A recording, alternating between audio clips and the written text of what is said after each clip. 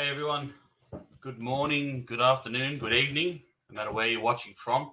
Hi, my name is Jack Sloan of Slate Comics, proud member of the SSB. Welcome to episode 2 of Savage Saturdays. Thanks to all you guys that tuned in last week or caught the replay. That was really cool.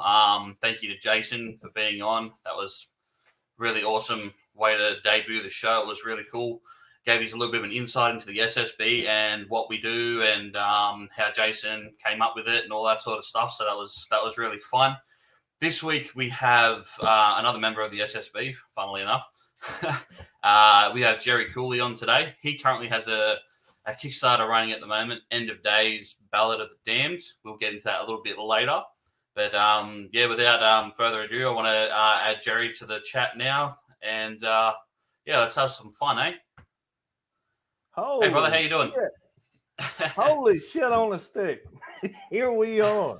Yep. I know a lot of people doubted that I was actually going to be on here, but hey, we made the magic happen. It was all you, Jack. Yeah, look, we tried for about half an hour to get on there. Yeah. We had some technical difficulties, but as we do, we persevered and never quit. We got through it. Never say die, never surrender. Yeah, that's definitely. Exactly right, brother. So how you doing, man? What's been happening?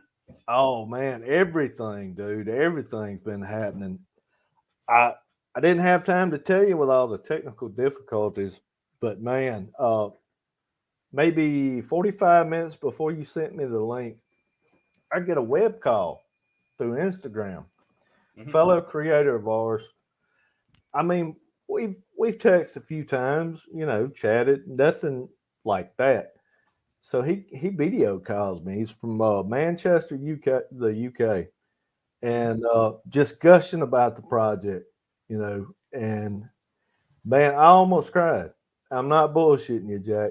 I mean, that's what I got in this for, mm-hmm. to have those personal connections with people.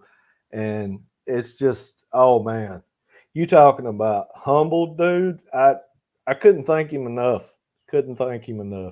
But yeah, he didn't have to do that. He reached out to me and just went on. And it was awesome. And that's the way it's been since this thing kicked off, brother. I mean, everybody just sharing. I mean, it's just, we're not even at the 48-hour mark. And I'm like $20-something from hitting the goal. It just blows my mind. It's just been incredible. No, well, that's credit to your work, mate. Your hard work, or where you're at. The the SSB sharing and all that's just part of the go. But yeah, no, man. Like I said, when we spoke about in the green room, that little bit of time that we had, going through we're going to bring the campaign up soon to show everybody and hopefully we can get some more backers and all that on this amazing project. But yeah, man, some of the art that's been churned out on that, credit to Matt, man, and yourself. It's just, Matt, it looks like a quality book, man. So we're going to get to that soon. But I just wanted to touch on that bit that you said before. There, how you got a little bit emotional and all. I think that's really awesome, man. That's cool. That's a creator that has passion for his project, and for someone to reach out to you like that and to share their excitement and their joy towards something that that you're doing. I bet that, like you said, I bet that felt great. Oh man, that, like I said, there are no words for that, Jack. You dealing with your last Kickstarter and everything. I mean, it's just, it doesn't matter how many times it happens. It just, first of all, let me say this, it's like being a little boy again. I'm living out my childhood dream. So that's awesome in itself, but being able to reach people on that kind of level, that just takes it. Oh man, it's just incredible. Incredible. I bet.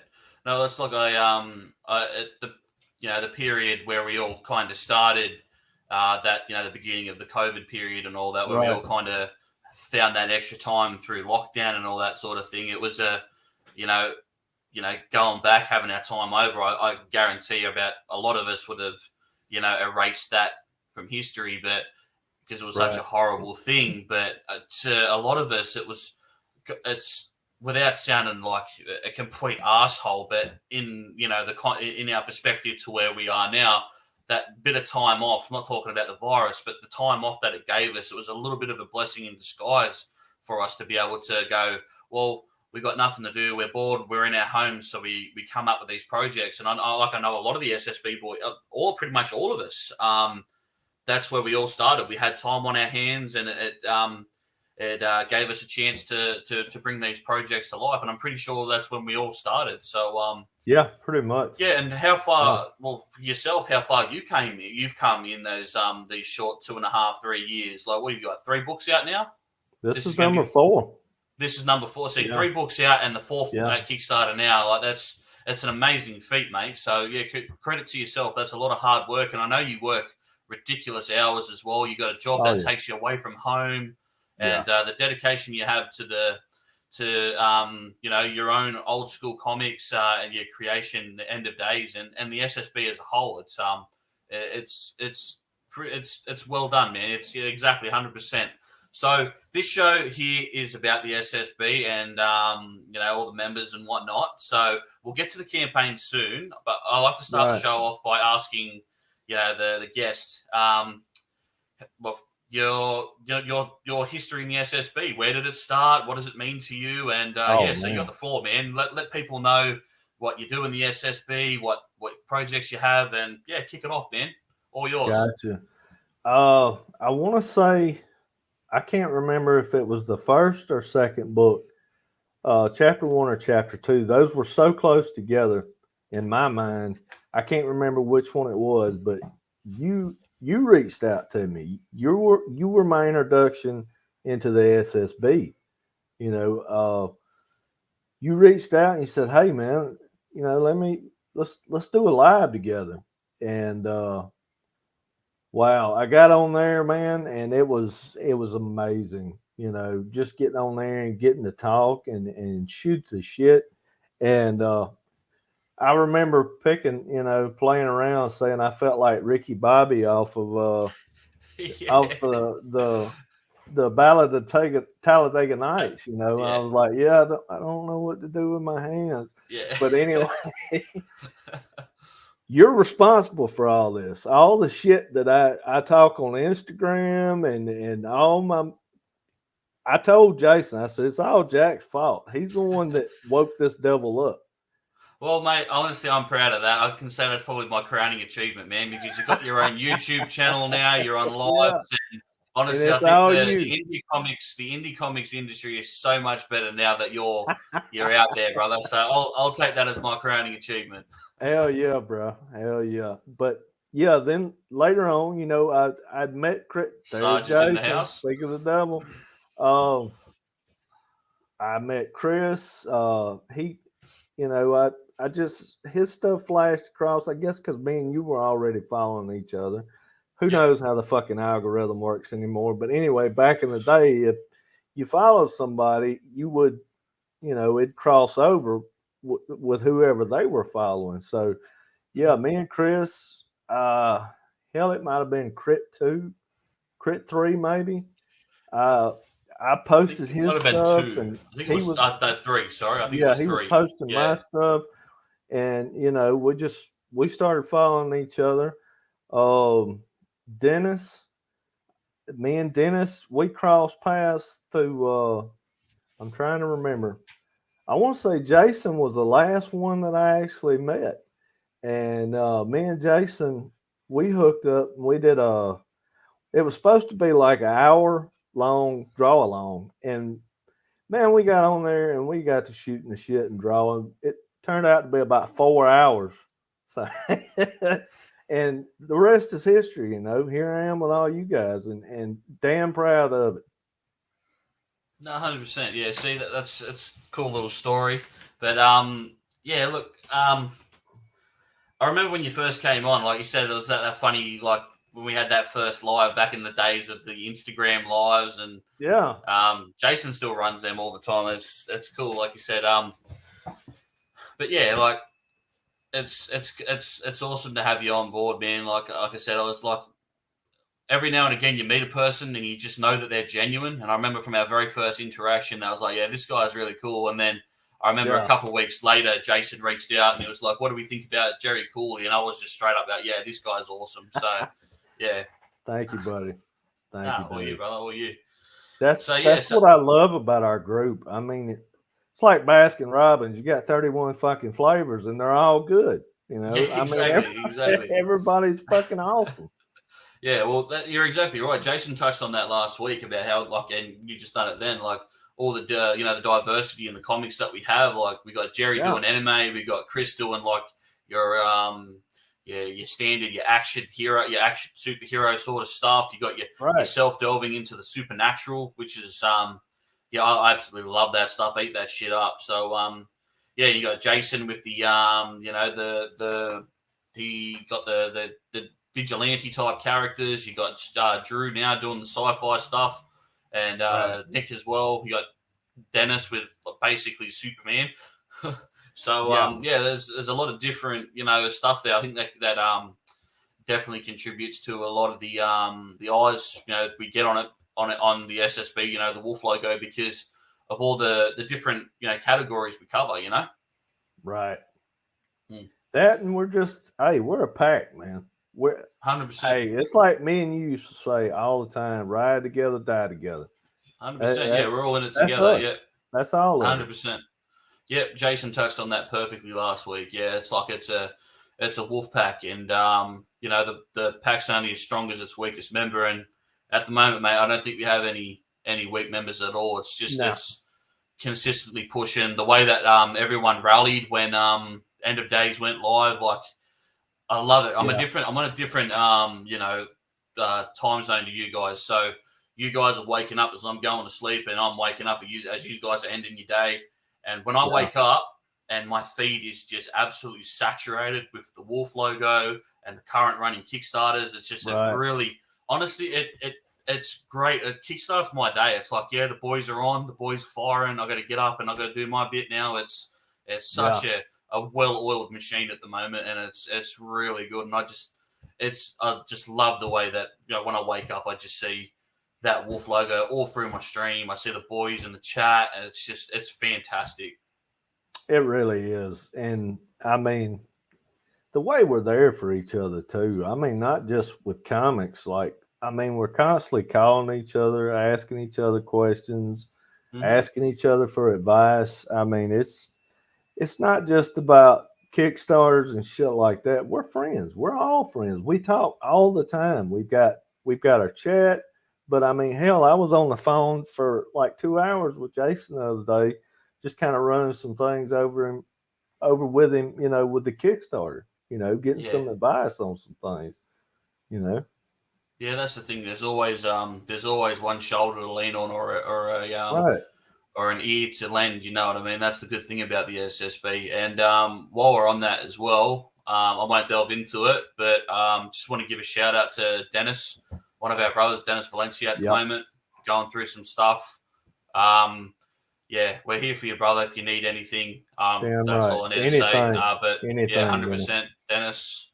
We're thinking of you. Definitely, we all are. So, praying head up, for brother. you and your family. Yeah, 100%, brother. So, but man. Look, on the show as well. Moving forward, I want to the idea of the first introductions on this show is I want to get people to know you a lot better. So this is pretty much going to be a recap of our very first ever live stream. But Gerry, won't be near as awkward. That wasn't awkward. I loved it. It was great. Still don't know what to do with our hands, though, do we? Yeah, we're over here doing the fucking robot.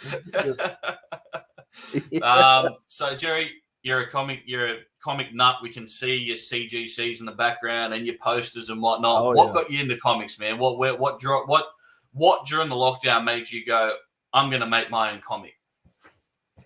Man, actually, it started right before, let me go back a little bit before the pandemic. My last con I got to go to, Big Easy Con down in New Orleans. And I don't get to catch hardly any, because of the way I work. But this one, it lucked out. I was actually home, got the 3-day pass, wound up taking both my kids, throughout the different days. And man, first day of the con, it was kind of slow. You know how it is the first day of a con, and it hadn't really got busy yet. And I got to talk to. I'm drawing a blank right now. Got to talk to David Finch that day. Oh, wow. And right next to him was Clay Mann, so I got to meet Clay Mann, talk with him a good bit. But right down from Clay was Adam Kubert. And yeah, I mean that's Marvel royalty, son of Joe Kubert School of Art, brother Andy. I mean, Marvel's basically built around them and the Ramitas. I mean, you had me at David Finch, but yeah. But anyway, Adam was there, and I mean, we just got to talking, and I mean, told him how much I really enjoyed his 90s run on Wolverine and everything he brought to it. And I could tell, his passion for the character. And I asked him, I'd heard rumors that he was fixing to come back on Wolverine, but nothing had been officially announced yet. Yeah. And this is like 6 months before the book ever dropped. And he's like, yeah. He said, can I trust you? I'm like, yeah, buddy. Of course you can, Adam. And he said, well, come here. Let me show you something. Pulls out his phone, hands me his phone. He said, I just got these back. Tell me what you think about them. Freshly colored from his inker, his colorist, pages from the brand new Wolverine title that was fixed to come back out. And I'm like, oh my God, And I was just floored. And we hit it off. We just got to talking about art. I showed him some of my stuff from the first chapter. He's like, he give me some critique. He's like, now, he looked at some of the panels. He the ones that he really liked, he'd speak out on that. And he's like, yeah, that's really good. That's a tough angle, great perspective. But he called me out on my shit too. He come across. That's what you need. That you need someone. Yeah, that's exactly what you need. Tough love. Yeah. But I told him before he started, I said, be honest with me. I said, don't shoot me a line of shit. And he said, okay. He said, you sure? I said, I want the God's honest truth. I said, don't hold nothing back. He said, you asked for it. So anyway, but he wasn't a dick about it. He wasn't like, oh, you'll never work in comics. So he comes across a few and he said, I'm going to ask you. He said, what's wrong with this picture? What's wrong with this? I said, the jaw's a little wonky. The shoulders aren't lined up right. He said, I figured that. He said, you know exactly what you did wrong. He said, I didn't have to tell you anything. I was like, yeah. He said, never fake it. Give everything you got. If you know it doesn't look right, make it right before you put it in print. Yeah. And man, we hit it off. He showed me his little sketchbook that he carries around. He's got this little waterproof pen that's like maybe 3.5 inches long that he keeps in his front pocket. And he shows me some sketches out of his personal little sketchbook that he carries in his back pocket. And I'm thumbing through there. And this is people at a restaurant, and he's talking me through it. He's like, yeah, there's this little pub that's right down the road from his house where he lives. They have a live band. It's a bar and grill, and he likes to walk down there and eat. And he'll sit there, he'll get people's permission, and then he'll just sketch them in his little sketchbook. And he had all these pictures in that sketchbook about that. And but yeah, I got to looking at that stuff. He said, you always put in the work. He said, it doesn't matter. He said, if you love it, it doesn't matter where you are, put in the work. He said, it doesn't have to be comics. He said, draw anything. He said, look out your window, find you something, study the light, how the shadows. He said, just study everything. He said, the more you do that, the better you'll get, which of course practice makes perfect. But he was just talking about, don't just get stuck in that rut of doing comic-like characters, draw realistic stuff, and incorporate that in the comics. And that's what I've tried to do. And that woke me up, that that really woke me up with doing my book. Just getting that critique from him and just being around him those 3 days. Because I mean, every time I come by there, he pulls me off, and we're talking again, and it was just amazing. And that's what I want to be able to do. I want to go to cons, and I want to just shoot the shit with people and encourage them to never give up on their dreams.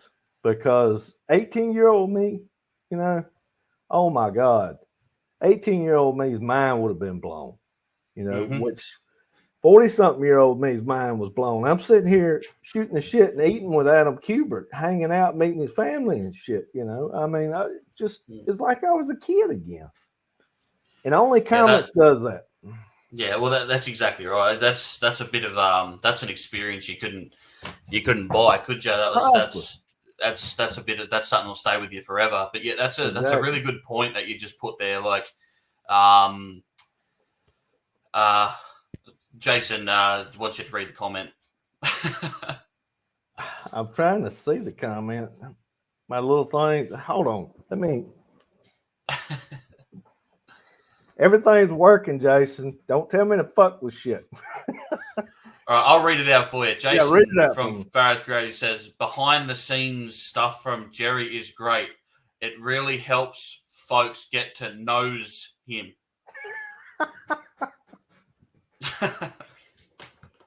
Yeah, I know exactly what you mean. I know exactly what you mean, Jason. Appreciate it. It's good looking out. Yeah. I love it. Fucking I'm horrible. 80% of the people that are going to watch this are going to be like, what the fuck are these people on? Yeah, I know it. Yeah, they're going to be like, what the fuck? Yeah. Yeah. But yeah, back on that point you just made there, where you said 18-year-old Gerry would have been floored with that. Could you imagine if he was a prick and 18-year-old Gerry walks up with End of Days and asks for a critique, and he just hammers the shit out of your book? Yeah, exactly. That's what I was going to ask. I was going to ask, what would you have done if he'd just shit all over your book? I'd have cussed the fucker out and walked off, and I'd have never picked up another comic book. Exactly. So credit to him for actually, puffing puffing your chest up a little bit, putting some wind underneath your wings. Right. And again, and to bring that back into the the SSB, I really feel like a lot of the boys in the SSB, not a lot, every member of the SSB does that as well. To anybody that reaches out, I've had people reach out to me, and I know Jason had a lovely lady yesterday on his Crossfire episode, asking Jason some questions, and he was handing them out the answers really well, really nicely, and then she said something along the lines of I'm not as good as you guys, and I still use reference or something like that. And about 3 or 4 guys in the comments were just like straight up, practice, like you just said, practice, do it right, work hard, and just believe in yourself. You can do anything you want if you believe in yourself. Could you imagine if Jason had said, fuck you, sort of thing? You know what I mean? That's another artist gone, another dream crushed. I think in the world we live in today, where everyone and everything is out to get you, I think us as decent people, and I think the SSB, regardless of what the logo up in the top corner there says, we're not really that bad. No, we're just a little rough around the edges. Yeah, definitely. It's a community where you got to give back a lot more than you put in the regard of helping people. Don't get me wrong, you got to put tons of effort into your projects, and the advice you got, you said don't do it hard, don't do it easy. You got to go the hard road. You got to get it all done properly. Exactly. But I feel like you gotta really give more to the community than you take, and I think us guys in the SSB really lead by that. And Yeah, well, the professionals are doing it, and we seem to be doing it ourselves. Right. Yeah, anybody. And I've had people reach out to me several times since I started this thing. And I mean, I'm no expert. I'm still No. figuring this shit out. I learn something new every campaign, but whatever I've learned, I gladly pass it on. Any question they ever have for me, anything I can do to help another creator or somebody that's, just trying to figure this shit out. Because when I first jumped on here, dude, I didn't know what the fuck I was doing. I didn't know. It took me a good while to figure out Instagram. I'm an old dog. It takes an old dog a little while to learn new tricks. But New fuck, tricks, yeah. I mean, it happened. But yeah, I mean, I Googled the shit out of everything. I watched hours upon hours of YouTube. I studied all of it. Mm-hmm. I had to teach myself how to use this Clip Studio Paint. I'd never done digital work. It'd all been traditional, up Mm-hmm. until that first book. I had done 3/4 of the first book in traditional before I ever jumped over to digital, because I realized real quick that shit wasn't going to work like I wanted it to. It was going to take twice as long, and I need to cut our process down to be able to crank work out. Yeah, well, like you said, it's a real learning curve and all that. So, yeah. All right.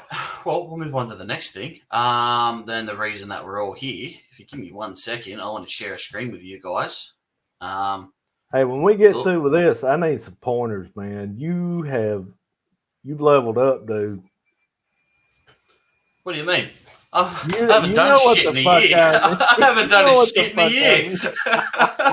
I haven't released shit in a year. Hey, you are light years ahead of me, brother. That's like I asked you before we got on. I was like, how the fuck did you pull that up? I learned a lot of this stuff, all this stuff off of Jason. Jason then the graphic in the background. Jason done the graphic for me. Jason, yeah, the leader of the SSB. Know how to put it in there, though. I can give you some pointers. I'll have to charge you for it, but I got you, man. All right, everyone. This is why we're here. Right? I want to show off this. We've got Gerry Cooley from Old School Comics, End of Days, Ballad of the Damned. This is why we're here. Gerry, give us a rundown. Give us a tale of the tape. Tell us what's going on here. Okay, so everybody knows we've got 3 chapters out of End of Days. First chapter, right, few pages into it, Gabriel and Inspector McCoy meet, and you see they already have a history. They know each other in chapter 1. Okay, and then you fast forward to chapter 3. You get Isabella, which is the girl right here with McCoy. She pops up out of nowhere, just out of the blue, and you've missed something. So I was sitting on this story, and me and Matt had been chatting, and I told him he really wanted to do something with the book, and we were talking about it. I said, well, I got this prequel. I said, I never wanted to do a 0 issue. I said, because that's been done to death. I said, I want it to be a standalone story, but it still ties in. And I mean, it's like a tapestry. It all fits together. And he tells me, he's like, yeah. He said, you said he said, a one shot? I said, yeah, one shot. Prequel, 28 pages, get the story out there. Told him what the story was, vampires. He's like, oh, yeah, I'm doing that. And we worked out a deal, with the Kickstarter and everything, and here we are. So, I mean, this goes back, it tells the history, the tragic events that brought Gabriel and Jonathan together for the first time, and you get to meet Isabella, which is McCoy's fiance, which, as you can see, she's not in the other books up till chapter 3, and this is going to explain all of that. And not only that, but chapter 4 will be basically a direct sequel to this book. Okay, so we're going back now. We're going to add some we're fleshing things out. Yeah, we're fleshing some stuff out. We're adding some bricks to the story wall here. So exactly. There you go. There's your little intro. We're going to run through the campaign now. So do you want to run us through the campaign now, Gerry? Let us know what's happening. Oh yeah. Okay. Well, I need to take that off because the 24 hours are gone. Let's come on down. I'm thinking about extending that though. I seriously am. I reckon save it for like the last 2 days. I reckon take it off, save it for the last 2. Yep, and I'm telling you, I backed this tier here. And I think if you missed out on that, that's bad luck, man. The last 2 times. Mm-hmm. But yeah, look at this. Let's look at this beautiful cover by Matt Martin. That's the main cover right there, and of course, this is the vampires, and we got little old lone Jonathan McCoy right down here at the bottom against all the vampires.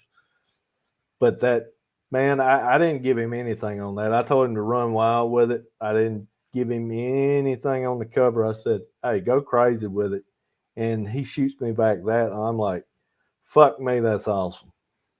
Yeah. We'll get into Matt in a second because when we show these pages off, you got to give us some backstory about Matt because I didn't know about Matt until this campaign came out. And I'll tell you what, when I looked at these pages, holy shit. Exactly. Holy shit. Wow. Here we are now. Check out some of these pages, guys. Like this is A-grade quality work here. Awesome stuff. Awesome stuff. Just mind-blowing. Yeah, Matt he's actually done professional work. I mean, he just come off a mini-series for Virus Comics, which is under the Heavy Metal banner. Hindsight. It's not available in print anymore. You can still get the digital copies on shopheavymetal.com. I think he did issues 1 through 5, covers and interiors. All he did was the pencils, though. This is his first full issue of doing his own colors, and he's killing it. Absolutely. This is one of my favorites right here. That is just haunting, man. Yep. And he sent me some pages. Back up, use this page right here. We'll stay right here, and we can go to the. Yeah, this was fine. Yeah, this is fine right here. So he sent me these pages first, and he kind of had it squared off, and he had it white on the outside. This is just how much detail that Matt put into this. He already had, I think this is page 3. He already had 3 of these done, and they had the white outlines. There was white all the way around it and everything. He said, I got an idea. He said, "What do you think about this?" He said, "I take that out in the night pages." He said, "Let me go all black for the background." I'm like, "Hell yeah, let's see how it looks." And he goes back and totally redoes the backgrounds on everything, takes the line work out that he had done, and boom. That little bit of touch of detail. I mean, look at that page, the blacks all the way around. Look what it just makes everything pop, man.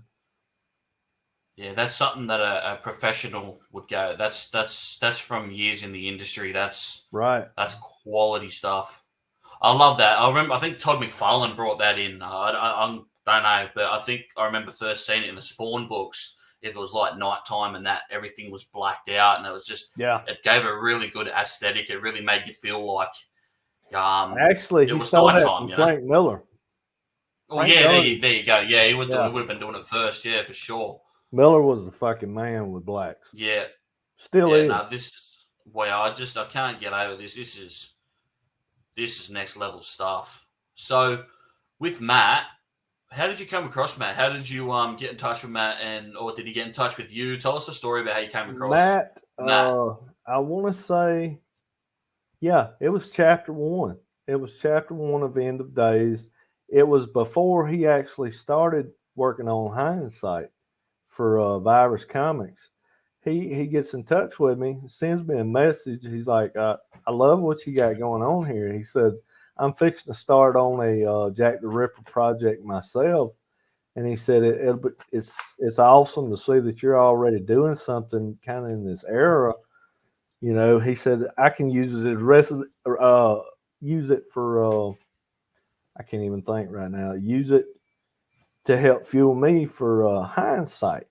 Use it as reference, and because hell, of course he lives right there and right out of London. So I mean he knows what he's looking at, and I mean I took a lot of reference pictures, and I paid a lot of attention to the background. I want London to be in Whitechapel, especially, to be just as big a character in this book as the people in it, you know. And I've really tried to give it that dirty gaslight look, you know, with my colors and everything, and trying, you know, just pull you into that story and make you feel like you're in Whitechapel, London in the late 1800s.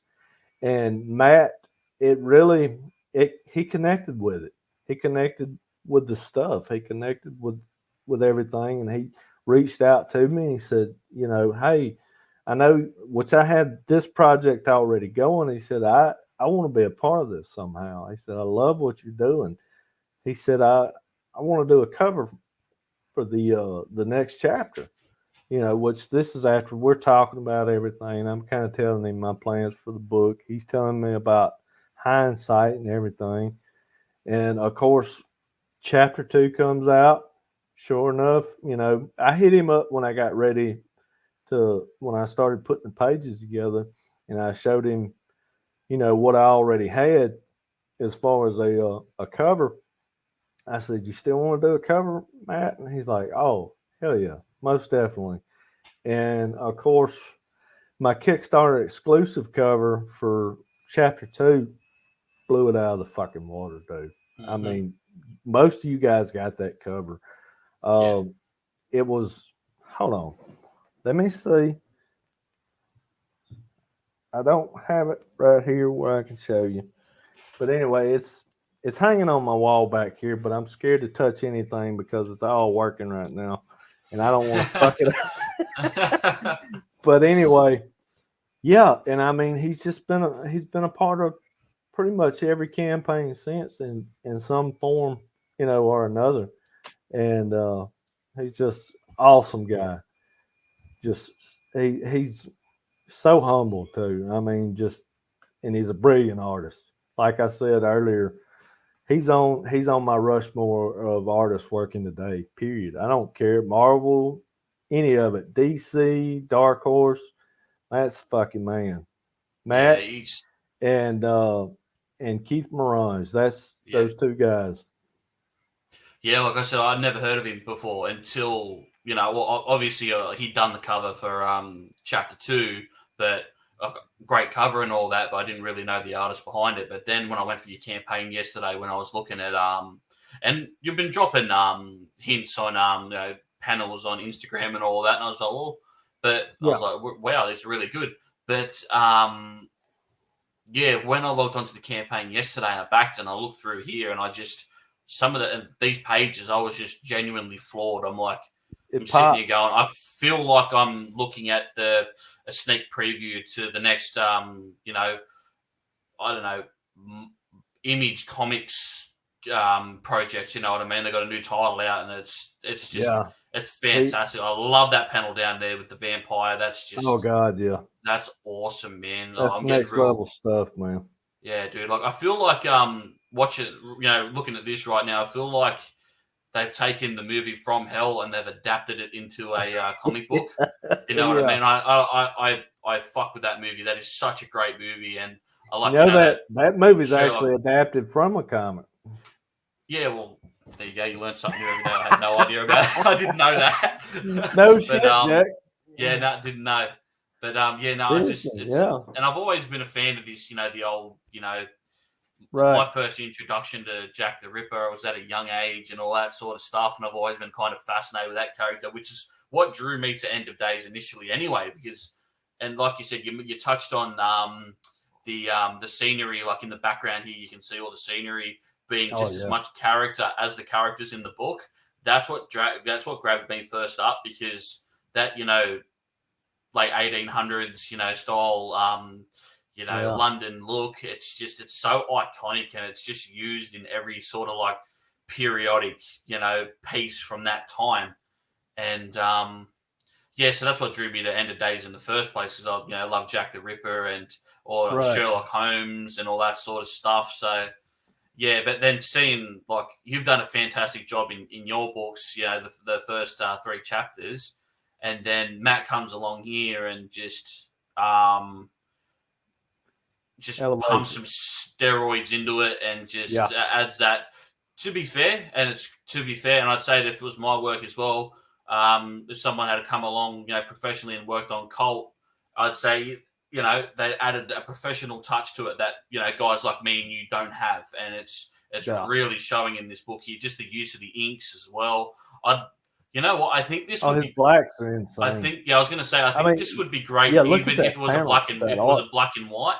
If you were to do a black and white release of this, it's just it would sell amazingly as well, like a Frank Miller style black and white, where it's just got like the only color is like the blood, the red. I think that would be just insane as well. But man, you got a quality book here. Speaking for myself only, I can't wait to read this thing, man. It's going to be awesome. I tell you what, when we get off of here, I'll shoot you a black and white of that alleyway. Oh, I'd love to see that. I'd absolutely love to see it. His colors kill it. Don't get me wrong, but like you said, this looks amazing either way, because I've seen all of them both ways. And it's just as good, if not better, black and white. But not taking anything away from his colors, because they're brilliant too, but it's just his line work is that good, man. It just pops. Well, that's it. You can have great art and like that. Everyone, like, not everyone, but it's a very common thing to be able to pencil and ink and all that. And I just really find that the difference between a good book and a mediocre one is the colors. And he's really got the lighting down. It's all in all, Gerry, it is just, it looks like it's going to be such a quality book. And just like all your other books, there's no shortness on action. No, plenty going on. Yep. But I try to find that balance. I don't want it to be just breakneck, then sudden stop. I like to let the small stuff, to have those moments like this page right here, where it breathes, that it's building you up for something. The first page pulls you right in. You got the vampire snatching her up in the alleyway, and then the first 2 pages, you got all that horrible shit going on, and then it kind of slows down a little bit right here, but it still freaks you out. But you're building that tension, Yep. You got that. You find that balance with the pace. Yeah.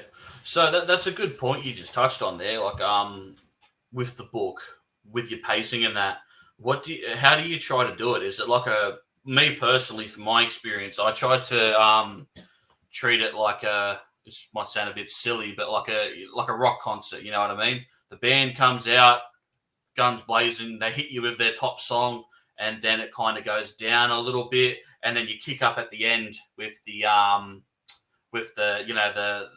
bouncy stuff, and you finish the night well. That's what I try to do with a comic book as well. Like, I'll start with something big.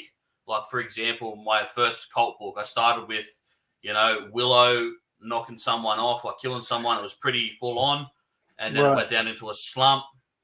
And then it kicked back off at the end with the end fight. So is that similar to the way that you'd try and pace a book? Or is there, or do you try and do it across multiple books? Well, I try to do it like a heartbeat. I want the up, then I want the down, then I want to bring you up, and I always want to leave you with a cliffhanger at the end. Yeah. My motto is always leave them wanting more. Wanting more, exactly. Yeah. We kind of close it up, but not really. You've seen some of my cliffhangers. Every book so far has ended with one. This will probably be the only one that this will be a complete story within itself. Okay. Yeah, awesome art. Here's our covers, guys. These are the covers for the campaign. Some one by Matt again. And a couple of Jerry's, a couple of your ones, mate. Yeah, some dickhead drew that one. I don't know. Okay. And yeah, asshole done that one. Yeah. Yeah. So the 3 covers for the campaign, Jerry? Just the 3? Yeah, I just did. Yeah. Well, it's technically 4 because what I'm doing, I've got 10 limited slots where I'm gonna do a traditional sketch cover, and what I'm gonna that's do, right. Yeah, I did see that to you. Yes. Whoever gets those, I'm gonna film me actually drawing them while I do it, and I'll send that to them as well as the book. That's fantastic, man. That's a really cool incentive there. That the sketch covers. And I almost forgot. It's going to be the character of their choosing. So, oh, Matt, nice. Yeah, whatever they pick, that's what I'll put on the page or the cover. Perfect. Well, we'll run everyone through the tiers now. So this is the tier 1.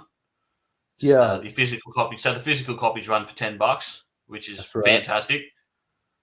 And I'm going with Comet Wellspring this time. Yeah. Not going to mention the other printer, but anyway, going with Comet Wellspring, I'm going to up the quality of the paper throughout the book and on the cover. I'm going to use the 80-pound gloss for the interiors, and I'm going 100-pound with the covers. Mm-hmm. Nice. I think Dennis uses Comics Wellspring, and he's got nothing but fantastic things to say about them. So I think you might be in good hands there. The Celestial Knight was a fantastic book. So turned out really good. So there you go, guys. This is the sketch cover Jerry was talking about. And that's 10, just an example, only 10. Guys. So that's you only got 10. So if you want one of them, get in quick. Get in very quick. Well, we might check and see. Have you sold any of them yet, Jerry? I have. Yeah. Yeah. I'm not sure. 1 or 2. Sketch cover. Okay, so there's 9 left. There's 9 covers left you can get. So 9 left. They won't be around for long, guys. So get in there quick and get your hands on one of them because, Jerry is a great artist, and you're going to want one of them. Jack. Here you go. And if you're new to if you like what you see today, you like Jerry, you want to get into End of Days. Here's a physical. You can get everything here for $40. All 4 books. And that's fantastic. I highly recommend jumping on that, not just because Jerry's my brother, but it's actually a genuinely awesome story, guys. Like, you jump on now, seriously, because these books will just go up in price, I reckon. And of course, if you're a PDF guy, yep. We got something for everybody. Yep. There's your catch up for the PDFs as well. Damn, only $20. Fantastic. No excuses, guys. Oh, okay, so you're offering sketches by Matt. Awesome. Matt's doing sketches. You'll be dealing. Whoever gets on this tier, you'll be dealing directly with Matt, and we sold a few of those already.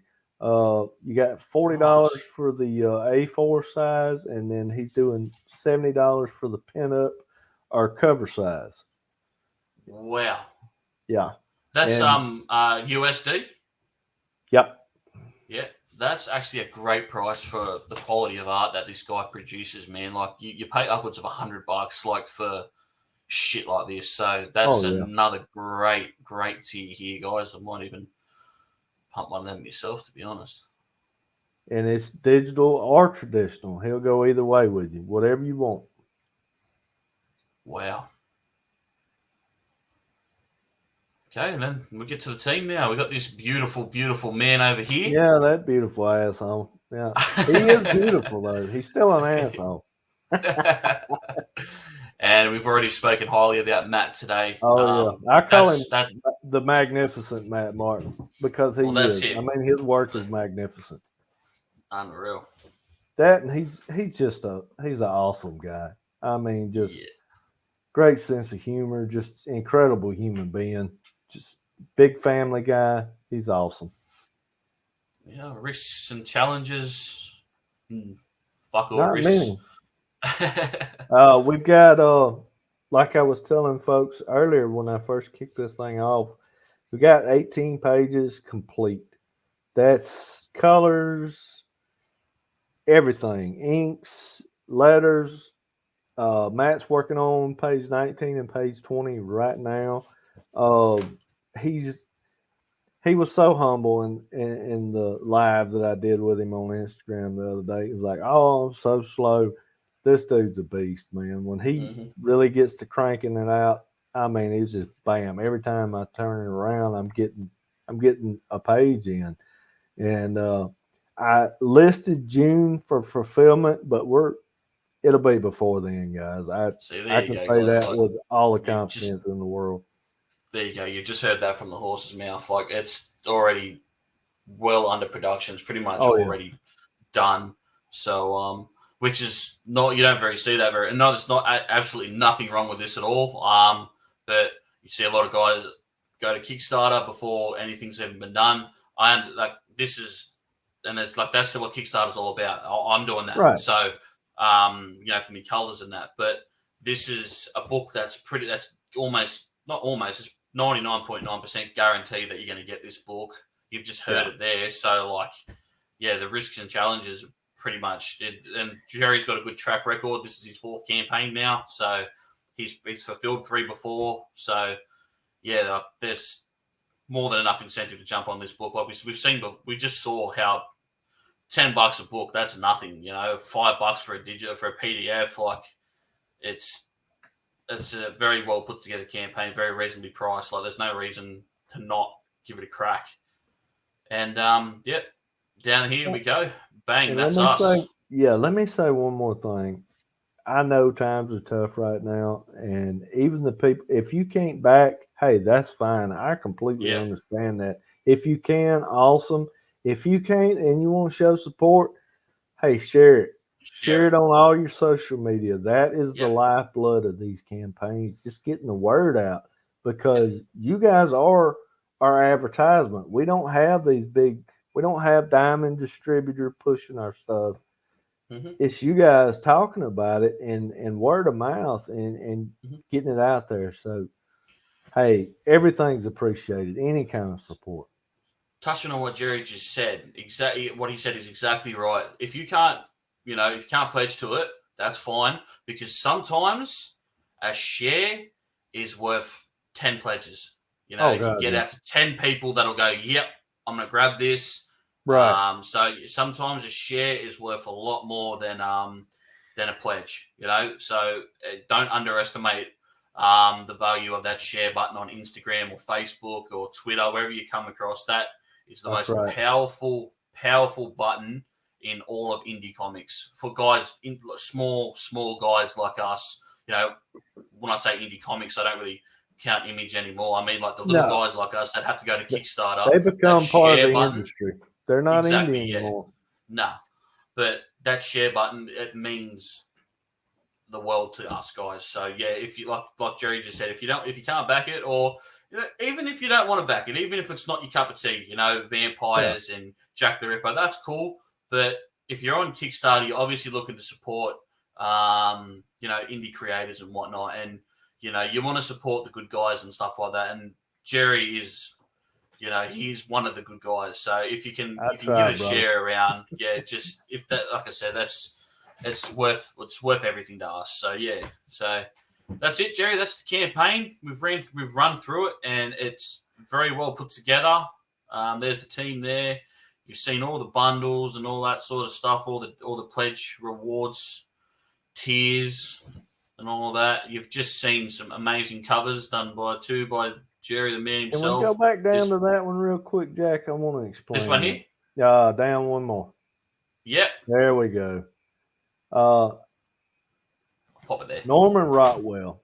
This is a Norman Rockwell homage, and just a history lesson for all you young bucks, because I'm an old fucker. Norman Rockwell is probably one of America's most recognized artists, period.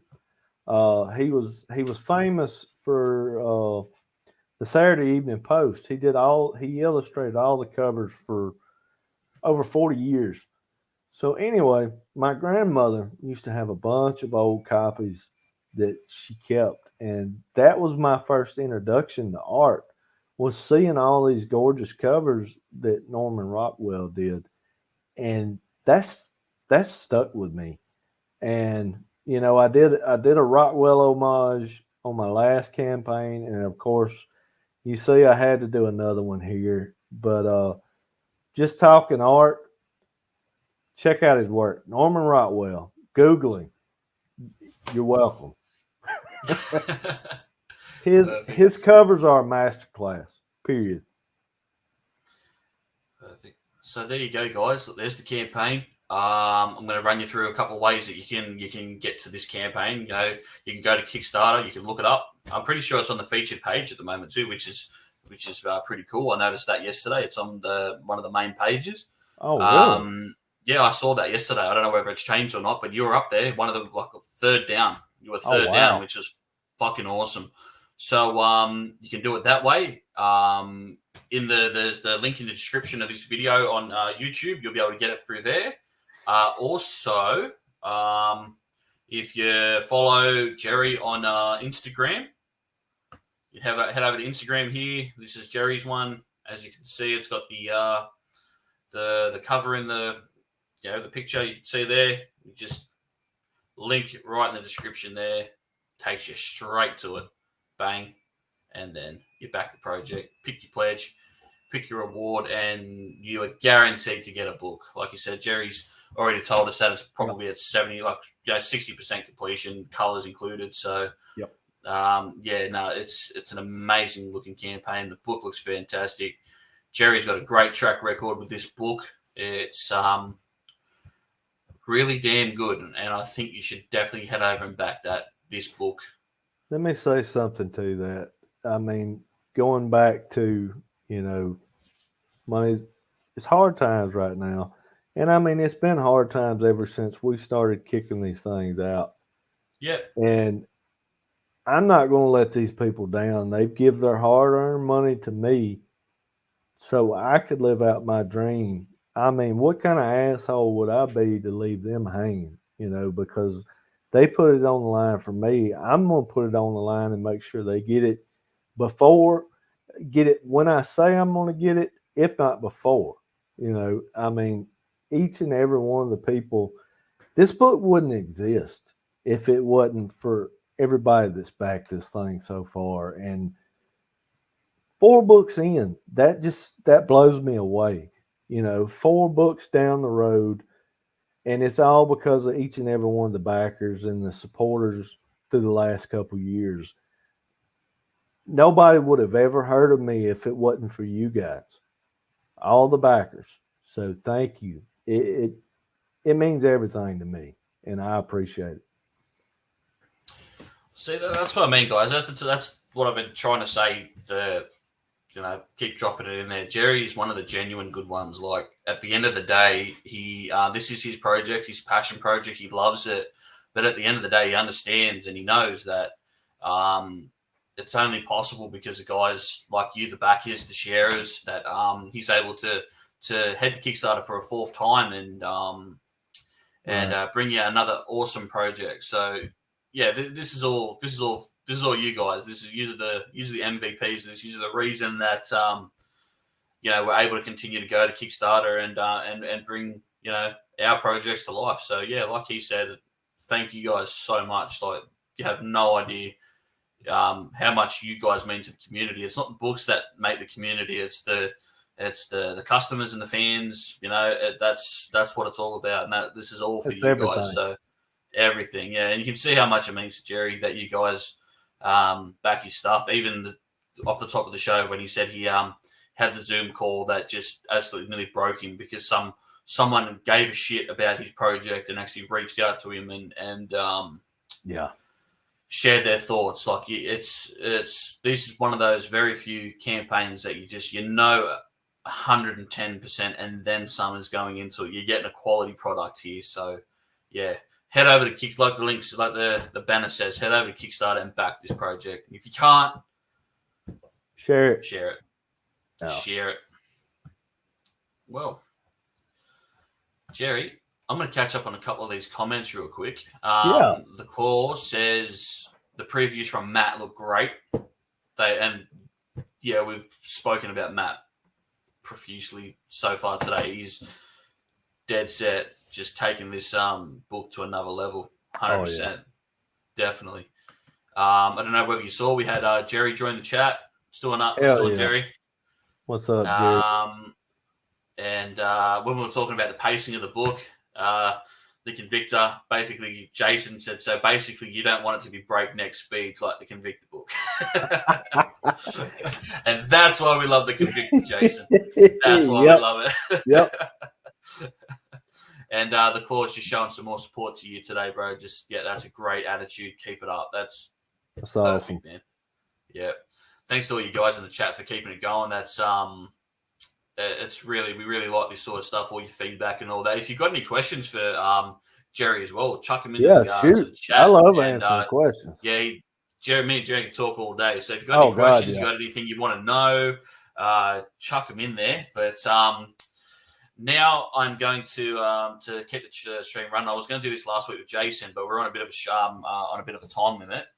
I've got just a couple of rapid fire questions for you, just so people get to know you a little bit more. Okay. What was the first comic book you read that got you into comics? What's the first thing that it just brings you back to it? That's it. That was it for you. What was it? One of the first ones that I remember, my grandmother actually got it for me. Back in the day, I went to the drugstore with her. I might have been 6 years old, maybe 7. I know I was little, but anyway, she goes in, and back then you had the comic book rack. I mean, comics are everywhere nowadays, but back then you only had them in certain places. There weren't comic book shops. And I stopped at the rack, and Spider-Man was staring back at me. And I want to say, I'm not sure exactly which one it was, because I mean, we're talking close to 40 years ago, but I just remember picking that book up and looking through it and checking Spider-Man out. And I fell in love with it, man. And still to this day, Spidey's my favorite. If you don't like Spidey, you're an asshole, because he's awesome. Yeah. There he is. There's the man. That's why I have anything to do with comic books. Spider-Man is responsible for that. So anyway, my grandmother, she comes back through, picks me up. I'm begging her for the book, and So every time we'd go to the drugstore, she'd buy me another one.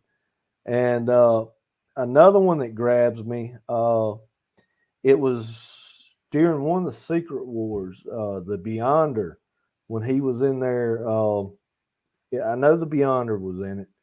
I think that's right. But anyway, that just something about that book, man. I mean, there were so many characters in it. It was, like I said, it was during Secret Wars, and I mean, just every page was just full of characters. And, you would have been running around with a symbiote suit on back then, wouldn't he, during Secret Wars? He had the symbiote suit on at that time? Yeah. Black suit. He got it in Secret Wars 2. Yeah. Yep. Yeah, that amazing front cover that they did for it. Oh, God. Yeah. Very iconic. Yeah. Yeah. Okay, well, my next question was going to be, and the Claw. That was going to be my next question anyway. Who is your favorite character? Is it Spider-Man? Yeah, definitely. So Spider-Man. Besides my characters, of course. That's my favorite. Of course. Yeah. Of course, mine are my favorite. All right. Well, I like to ask this question quite a bit. If you could assemble 5 characters across, 5 comic characters to as a team, who would they be? Ooh. Pick your 5. This is your dream team. Pick 5. Okay. Including mine? Yeah, including yours. Yeah, this is your comics dream team. Go for it. Top 5. Oh fuck! I got an Archangel, so I gotta have him leading the pack. So Gabriel from End of Days. I'm definitely grabbing Colt. That's what I'm Gotta talking have about. it. I I like got that. Colt. I got the Convictor, the Celestial Knight. God, I suck at counting. I'm getting old. What is that? Is that 4? Is that 4? I think so. Yeah, that's 4. Yeah, one more. Round it out. Ooh, let me think. I want the perfect kick-ass team. Oh, let me think. Oh God, I'm drawing a blank on his name right now. I love that character that Chris has got. The one with the Yeah, gun. you're talking about Caliber. I was just gonna say Caliber would Fuck round yeah. that shit out. That's him. Yeah. Yep. So yeah, that's my dream team. Getting a bit of hate here from J. Cool. If no Wolverine, I will judge you harshly.